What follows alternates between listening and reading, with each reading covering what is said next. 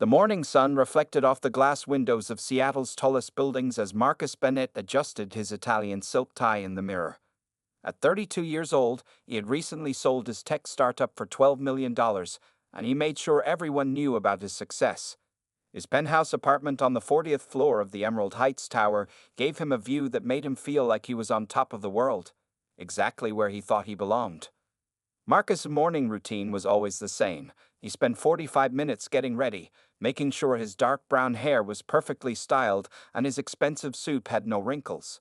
Today, he wore his favorite gray suit that cost more than what most people earned in a month.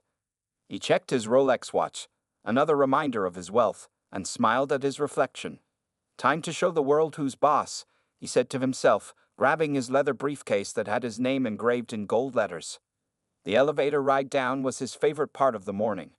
Other residents would get in, and Marcus would casually mention his latest purchases or business deals. Today, Mrs. Johnson from the 38th floor listened politely as he talked about his new sports car. "It's the latest Ferrari model," he said loudly, pretending not to notice how she shifted uncomfortably. "Only 10 of them in the whole country. Had to pull some strings to get it, you know how it is." He didn't mention that his uncle, who owned the dealership, had helped him get the car. As Marcus walked through the lobby, the security guards nodded respectfully. Just 3 years ago, he was a small-time app developer living in a tiny apartment, eating ramen noodles for dinner. But his dating app, which matched people based on their credit scores and social status, had caught the attention of a bigger company. Now, those days felt like a distant memory he wanted to forget. Outside the building, Marcus's day hit its first annoyance. There, sitting on his usual bench, was the homeless man who had been showing up for the past few weeks. Marcus felt his face get hot with anger. The man, who looked to be in his 50s with gray sprinkled hair, wore clean but simple clothes and always had a book in his hands. "This is getting ridiculous," Marcus muttered under his breath. He pulled out his phone and called the building manager for the 3rd time this week. "Thomas?" "Yes, it's Marcus Bennett from the penthouse. That homeless person is back again. This is unacceptable. I pay too much money to have to walk past this every morning." The man on the bench glanced up briefly from his book but said nothing. This made Marcus even angrier. He walked closer to the bench, his expensive shoes clicking on the sidewalk. "You know," Marcus said loudly, making sure other people walking by could hear him, "there are shelters for people like you. This is a high-class area. You're bringing down property values just by sitting here." The man slowly turned a page in his book, acting as if he hadn't heard anything. His calm response only fueled Marcus's prejudice and anger. "I made my money through hard work," Marcus continued, his voice getting louder. "Some people just expect handouts these days. It's pathetic." He emphasized the last word, hoping to get some reaction. Still, the man kept reading. Marcus noticed it was a book about investment strategies and he laughed. "Investment strategies? Really? Shouldn't you be reading How to Get a Job for Dummies instead?" Several passers-by gave Marcus disapproving looks, but he didn't care. In his mind, his money gave him the right to say whatever he wanted. He straightened his tie again and walked past the bench, making sure to take the long way around to avoid getting too close to the man. As Marcus walked toward his office 3 blocks away, he felt proud of himself for speaking up. He didn't know that the man on the bench, James Washington, was silently taking mental notes about their interaction. He also didn't know that James had been watching him for weeks, learning about his character, his prejudices, and his weakness for showing off his wealth. Marcus Bennett had no idea that his perfect world, built on money and false pride, was about to change forever. As he walked away feeling superior, he was completely unaware that the quiet man on the bench could buy and sell him 100 times over. But James Washington was patient. He knew that sometimes the best lessons in life take time to unfold. 3 days after his first confrontation with James, Marcus Bennett was in an even worse mood than usual. His Ferrari had gotten a scratch in the parking garage, and someone had dared to tell him he had to wait in line for his morning coffee like everyone else. By the time he reached his apartment building's entrance, he was ready to take his anger out on anyone, and there, like clockwork, sat James Washington on the same bench, this time wearing a clean but worn blue jacket and reading a different book about business strategy. "You're really pushing it, aren't you?" Marcus said, stopping in front of the bench. Today, he noticed a small paper cup of coffee next to James. So you have money for coffee, but not for proper clothes. I bet that's from people feeling sorry for you and giving handouts. James took a slow sip of his coffee, which was actually a rare $100 per cup Kopi Luwak coffee he particularly enjoyed, and turned another page in his book. Marcus pulled out his phone and started recording. Hey everyone, look at this. This homeless guy won't leave our luxury building alone. He's probably casing the place, looking to rob someone. He walked around the bench, filming from different angles. I'm documenting this for security purposes. A young woman walking by stopped and frowned at Marcus. Leave him alone. He's not bothering anyone. Mind your own business, Marcus snapped at her. This is a private property issue. When you can afford to live in a building like this, maybe then you can have an opinion. The woman shook her head in disgust and walked away.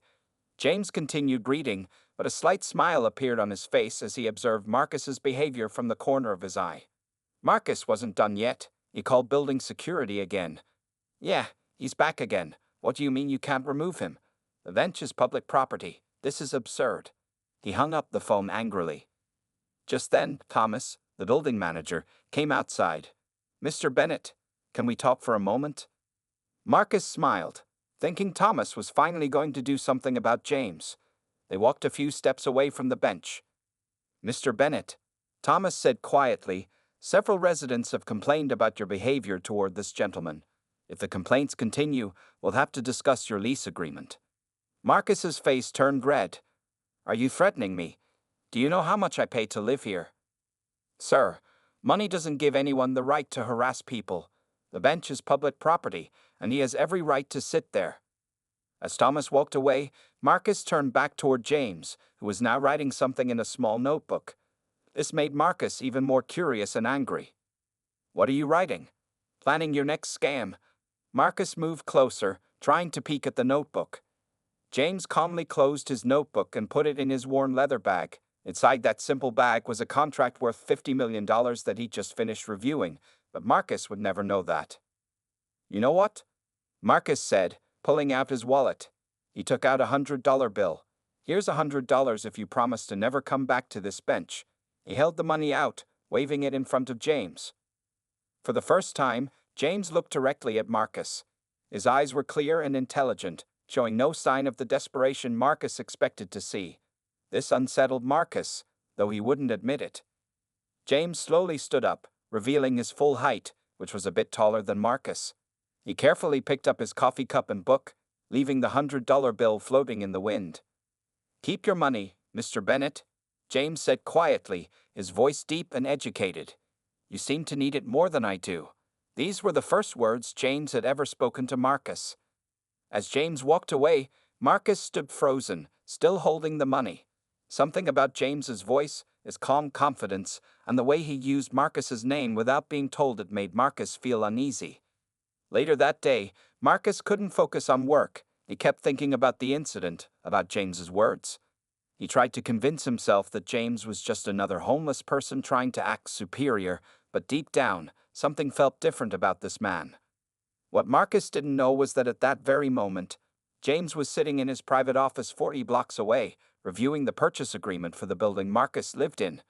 The bench was just phase one of James's plan to teach a much-needed lesson about humility and respect. Away from the busy streets where Marcus Bennett spent his days showing off his wealth, James Washington sat in his private office on the top floor of a building he owned downtown.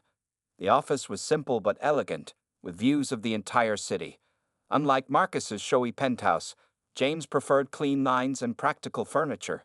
Today, James had removed his worn jacket and simple clothes. He was wearing a perfectly tailored black suit that cost more than Marcus's car.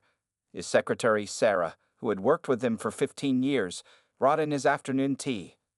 How's the social experiment going, Mr. Washington? Sarah asked, setting down the cup. She was one of the few people who knew about his regular visits to the bench. James smiled, turning away from his computer where he'd been looking at his net worth. $4.2 billion as of that morning. Interesting, to say the least. Our friend Mr. Bennett is exactly the type of person this research is about. Sarah shook her head. I still don't understand why a billionaire like you spends his mornings sitting on a bench, letting people like him insult you.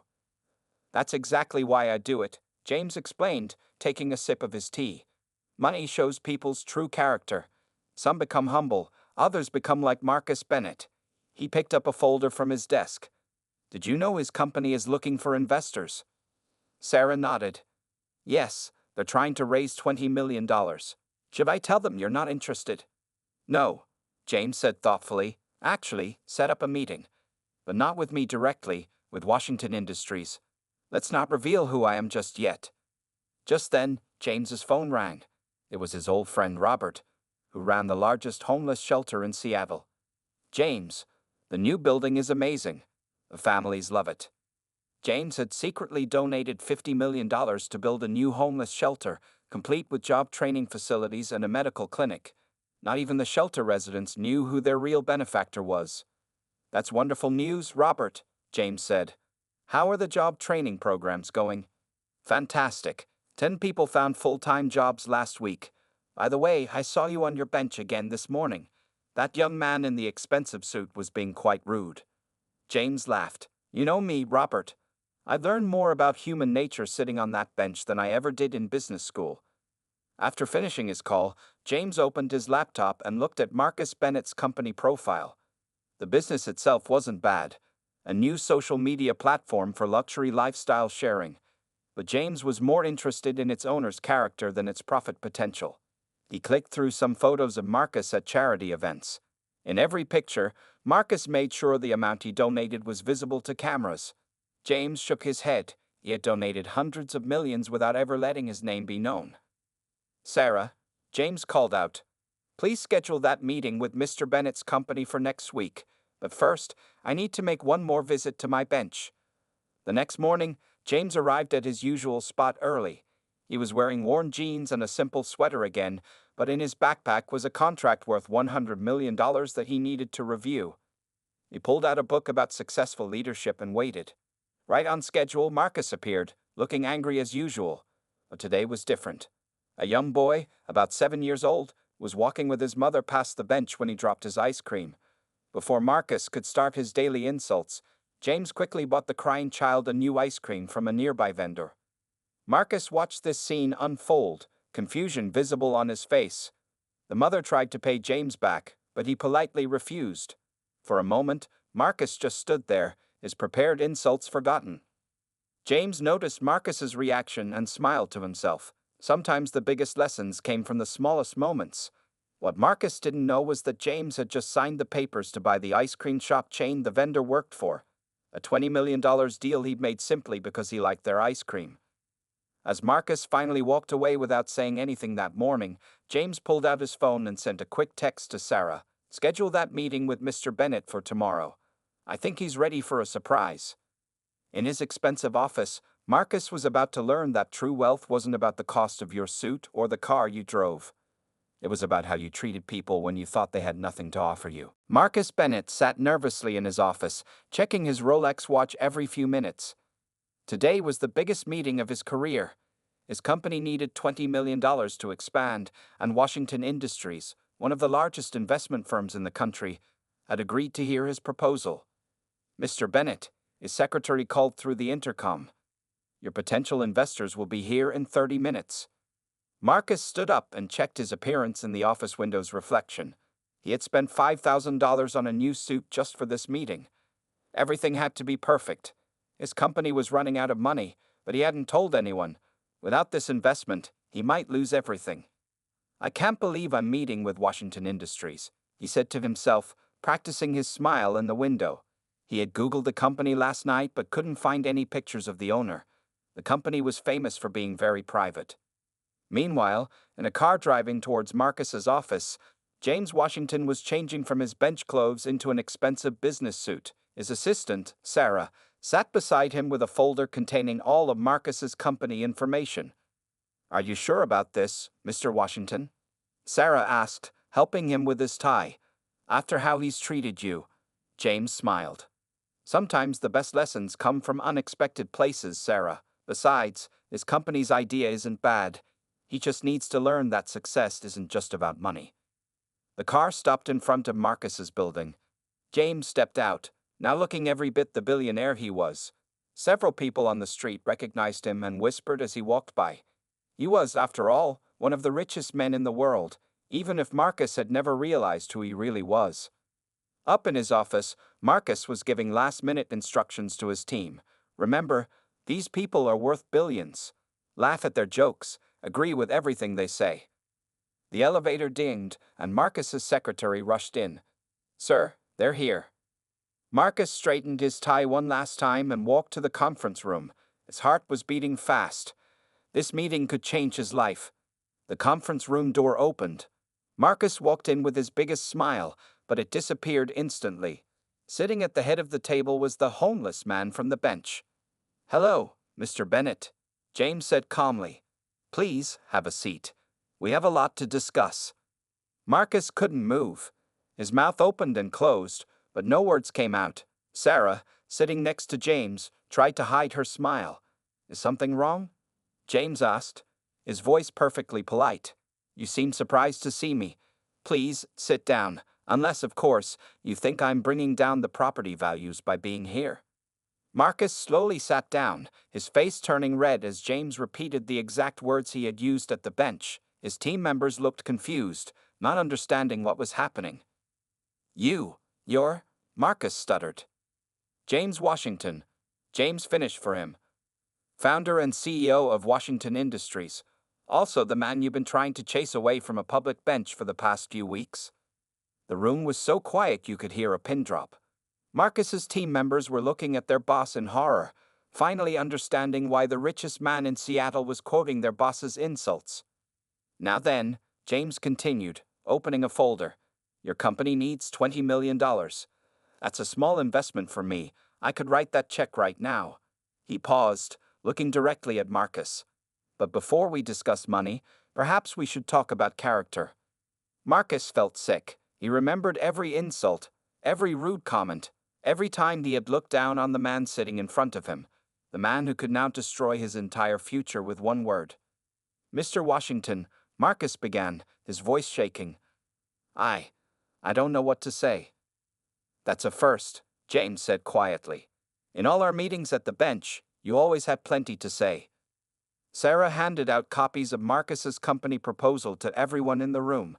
Marcus watched as the man he had treated like garbage now held his entire future in his hands. "So, Mr. Bennett," James said, leaning back in his chair, "why don't you tell me why I should invest in someone who judges people based on their appearance? I'm very interested to hear your thoughts on this." The next hour would either make or break Marcus Bennett's future, and they both knew it. Marcus Bennett sat in the conference room, sweating in his expensive suit. The past hour had been the most humiliating experience of his life.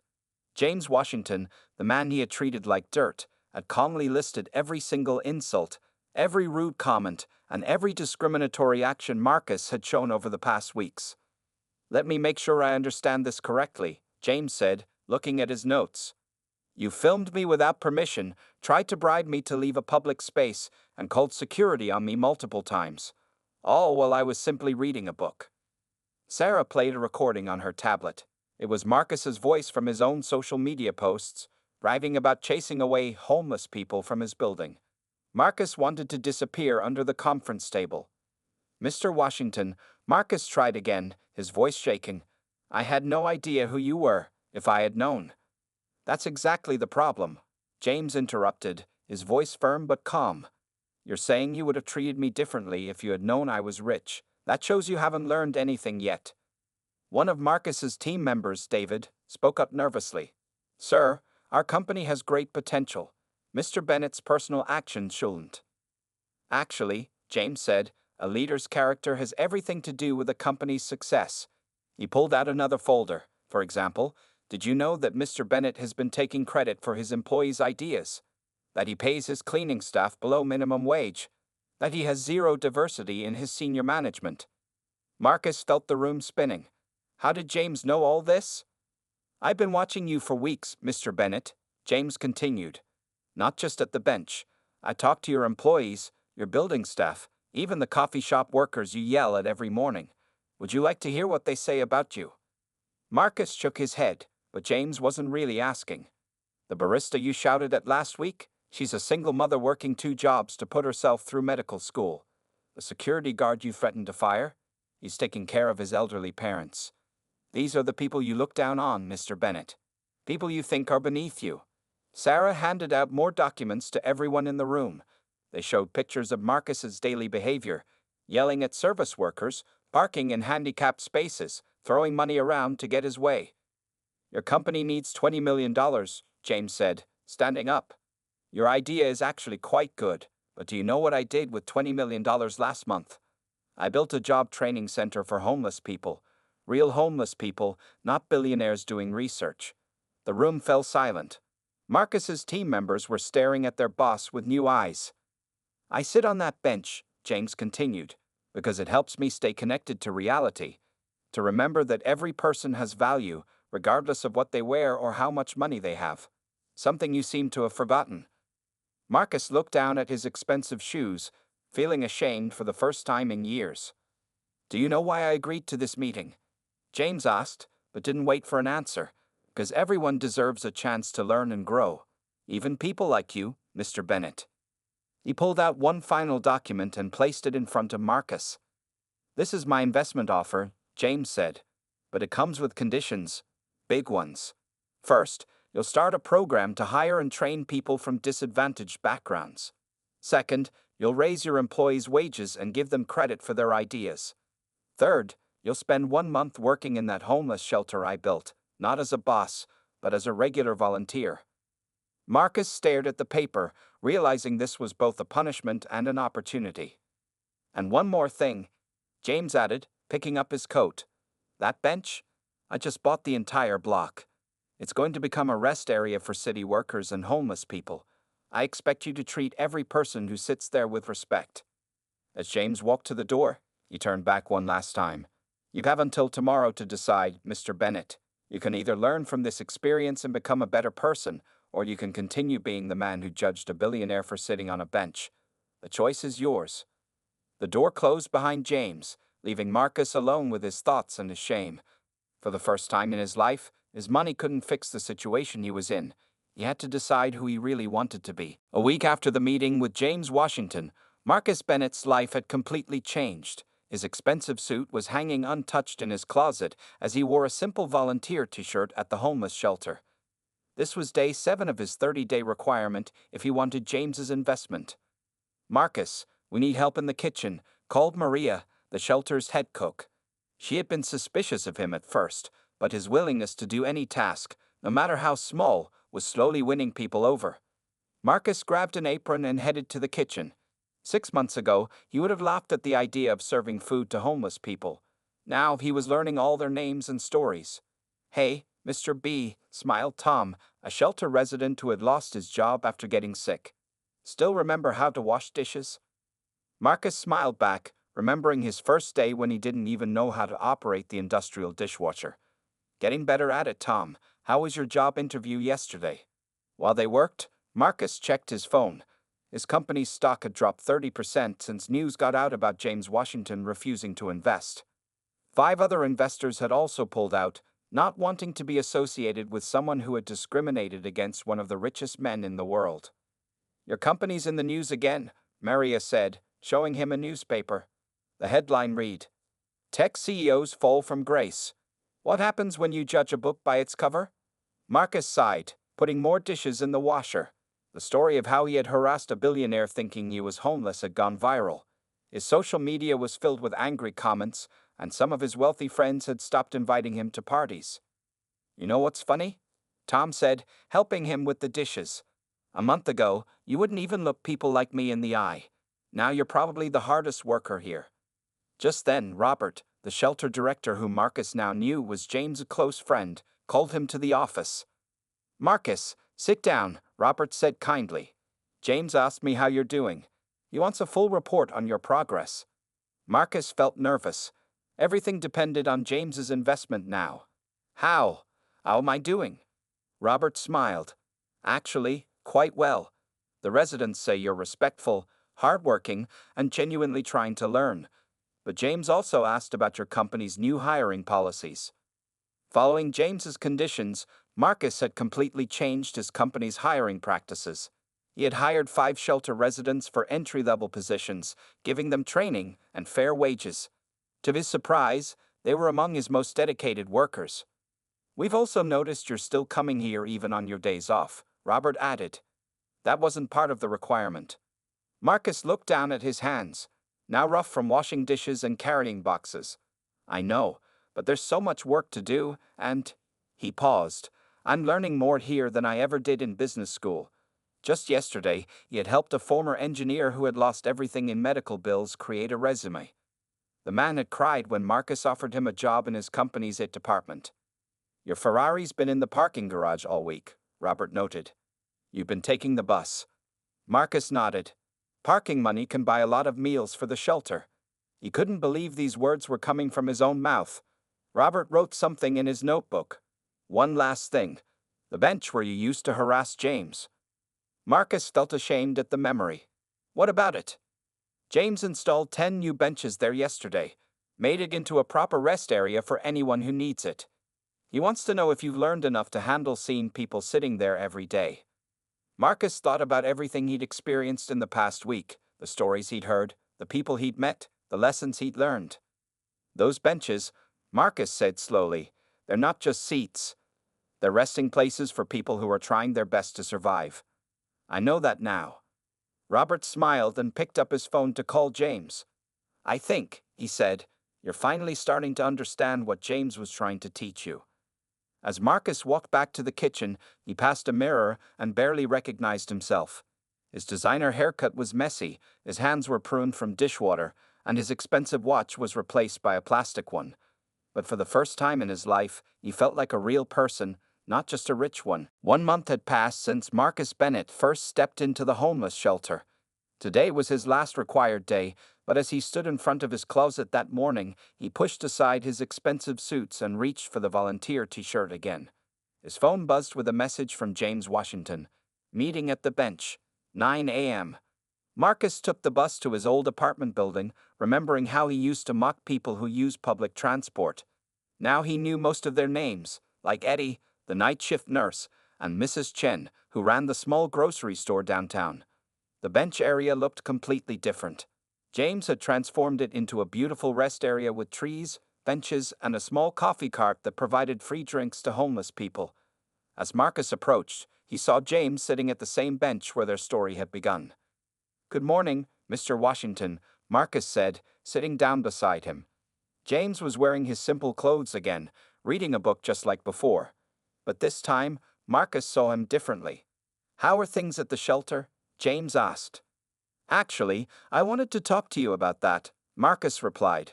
I know my 30 days are up, but I'd like to keep volunteering there.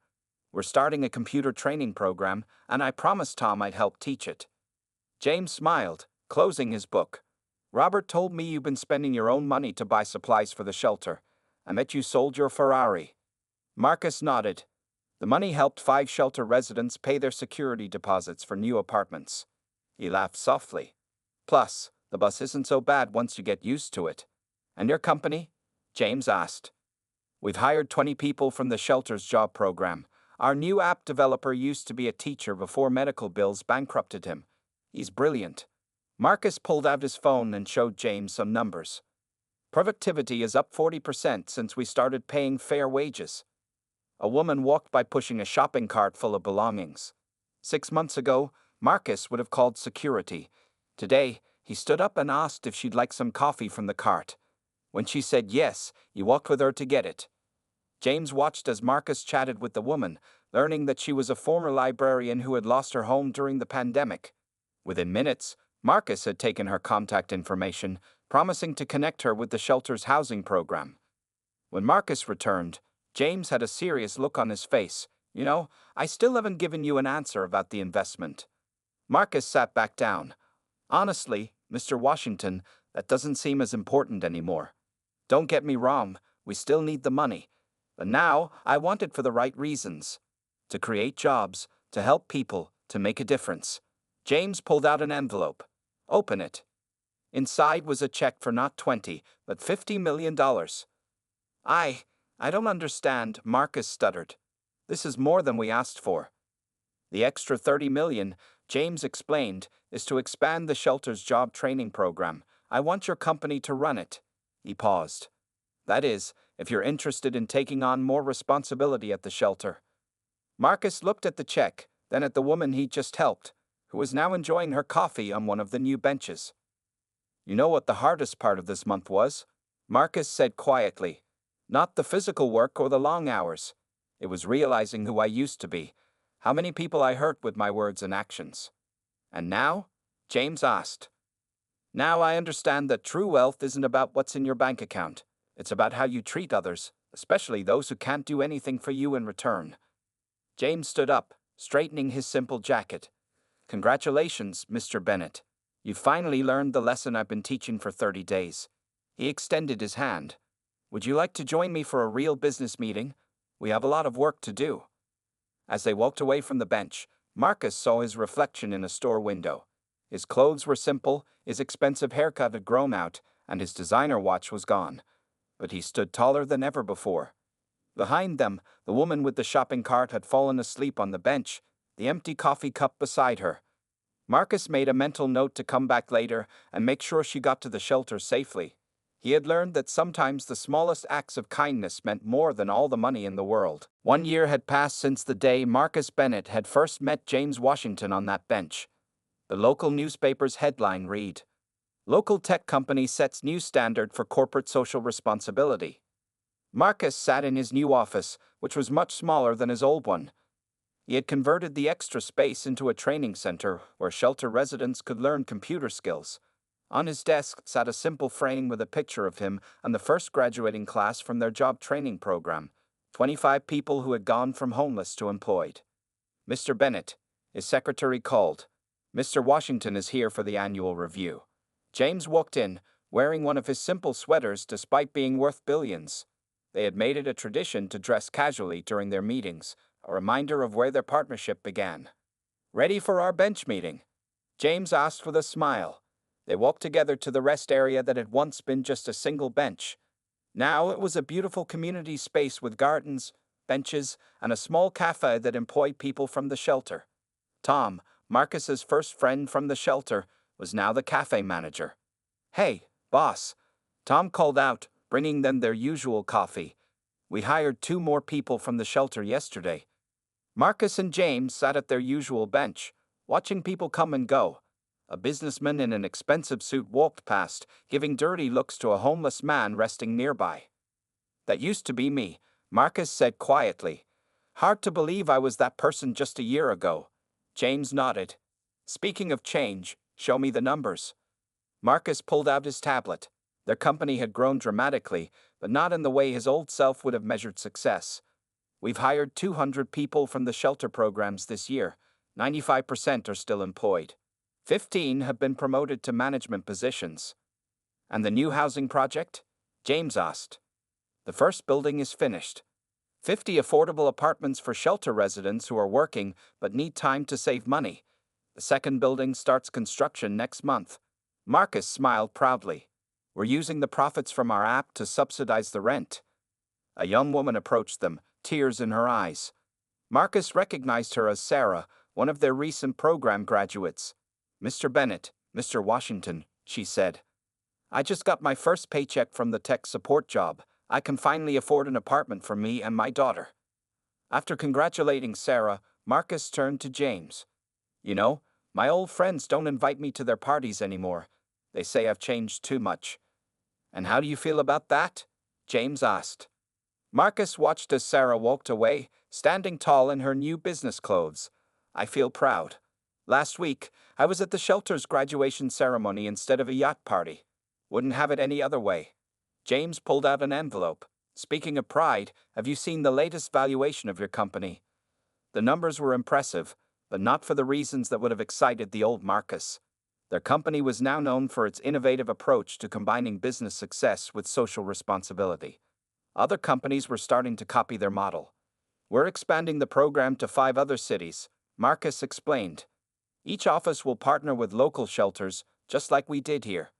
The bench taught me that success means nothing if we're not lifting others up along the way." James stood up, placing his hand on Marcus's shoulder. "You know, when I first sat on this bench, I thought I was just conducting research on human behavior. Instead, I found someone who proved that people can truly change." As they walked back to the office, they passed Marcus's old apartment building. He now lived in a simple two-bedroom apartment near the shelter, donating most of his salary to the housing program. "One last thing," James said, stopping. "Remember that $100 bill you tried to give me to leave this bench?" Marcus blushed at the memory. "Please don't remind me." James laughed. "I kept it, to remind myself that sometimes the richest moments in life have nothing to do with money." He handed the old wrinkled bill to Marcus. "I think you've earned this back, not because of your wealth, but because of who you've become." Marcus took the bill and walked to the cafe's donation box, dropping it in. As he did, he saw his reflection in the glass. His expensive suits were gone, his luxury car was sold, and his penthouse was now a training center. But he had never felt richer in his entire life. The bench that had started it all remained there, a symbol of the lesson that changed not just one man's life, but an entire community. Sometimes the greatest wealth comes not from what we have, but from what we give to others.